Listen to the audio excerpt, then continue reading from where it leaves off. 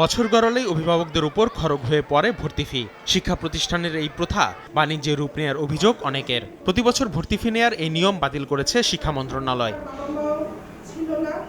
গেল 9 ফেব্রুয়ারি শিক্ষা প্রতিষ্ঠানের আর্থিক স্বচ্ছতা ও জবাবদিহিতা সংক্রান্ত নীতিমালা 2026 জারি করা হয়। এই নীতিমালা অনুসারে পুনরায় ভর্তি ফি নেয়ার সুযোগ থাকছে না।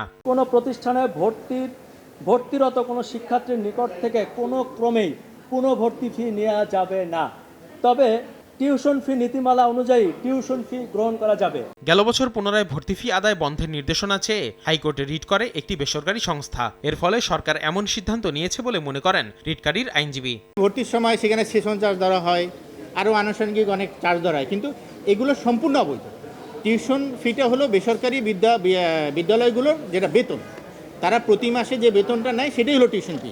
এই ক্ষেত্রে ওই বেসরকারি বিদ্যালয়গুলো তাদের নির্ধারিত বেতন ছাড়া আর কোনো ফি আদায় করা যাবে না। ভর্তি ফি আদায় করলে সেই শিক্ষা প্রতিষ্ঠানের প্রধান শিক্ষককে বরখাস্ত করা হবে বলে উল্লেখ করা হয়েছে প্রজ্ঞাপনে।